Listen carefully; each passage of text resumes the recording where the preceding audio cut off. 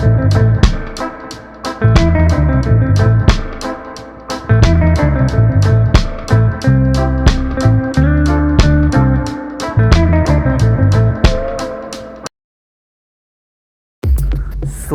পৌঁছানোর পর সোনমার্গের সাইট সিইংয়ের জন্য আমরা বেরোলাম একটা ছোট সুমো করে। প্রথমে আমরা যাব থাজিয়া গ্লেসিয়ার, কিন্তু এখানে চারিদিকে ঢাকা হচ্ছে বরফে, আর তার মধ্যে দিয়ে ছুটে চলেছে আমাদের গাড়ি।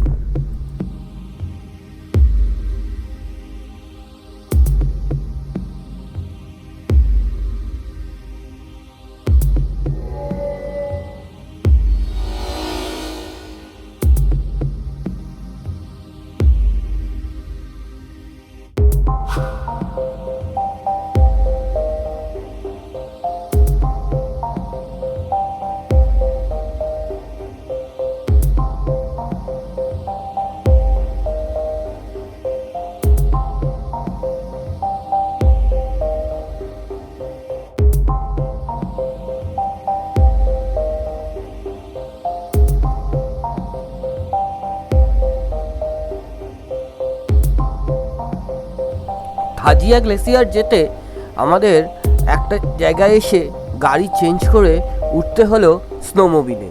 এখান থেকে যাওয়ার দু রকমের ওয়ে আছে, একটা হচ্ছে স্লেজে করে অথবা স্নোমোবিলে করে। বর্তমানে আমরা চলেছি একটা গ্লেসিয়ারের ওপর দিয়ে।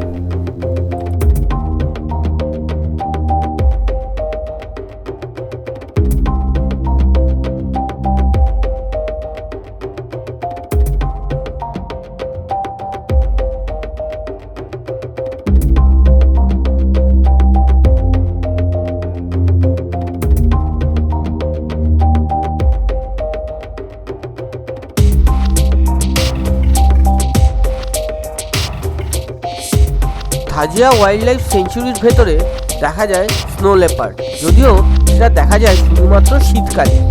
যখন লোকজনের আনাগোনা বেশি থাকে তখন লেপার্ডের কোনো চিহ্ন থাকে না, কিন্তু সৌন্দর্যটা অসাধারণ।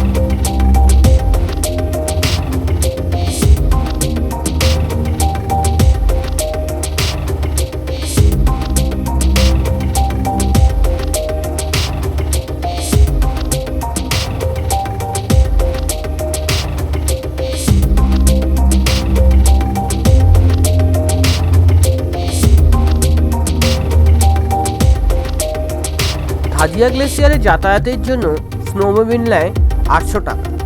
এটা কিন্তু আপনাদের দরদাম করে নিতে হবে।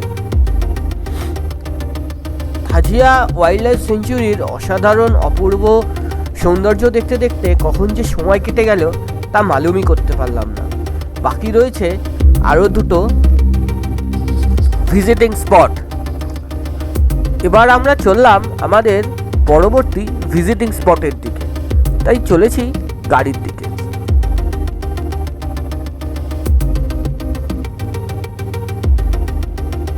अभी हम जा रहे हैं कश्मीर का लास्ट विलेज। विलेज का नाम क्या है वैसा? विलेज का नाम क्या? हाँ, सोनमार्ग विलेज। यहाँ पर सोनमार्ग विलेज, सोनमार्ग की साइड पे लास्ट विलेज है, तो वो जाएंगे और जाएंगे टेबल टॉप। सब बर्फ में गिरे पूरे हुए हैं। कैसा गिरे आपने? वहाँ কেমন করেছো? 3-4 বার গিয়ে কি বাট লেকিন বহুত একটা ইয়ে আছে, আমার কেউ ভালো ছবি তুলতে পারছে না।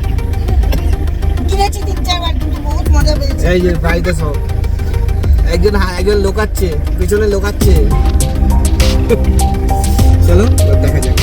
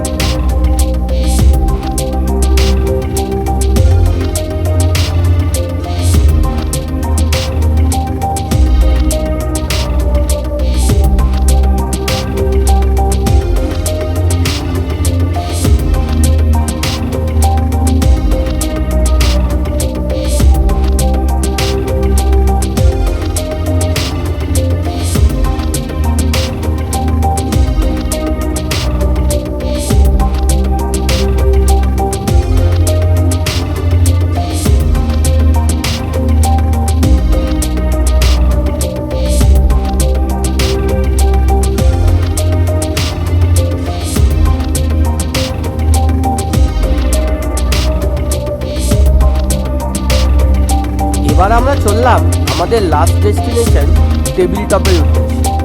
রাস্তায় জানতে পারলাম কালকেই নাকি টেবিল টপে তাজা বরফ পড়েছে। যদিও চারিদিকে বরফে ঘেরা সিনারি দেখতে দেখতে বেশ ভালোই লাগে।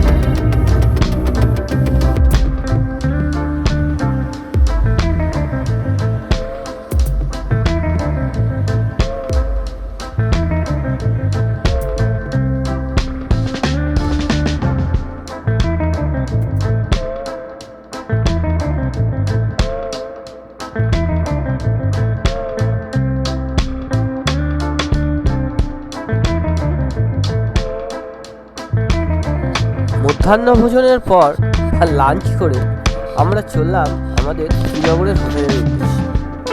রাস্তায় দেখে নেব এক হজরত বল।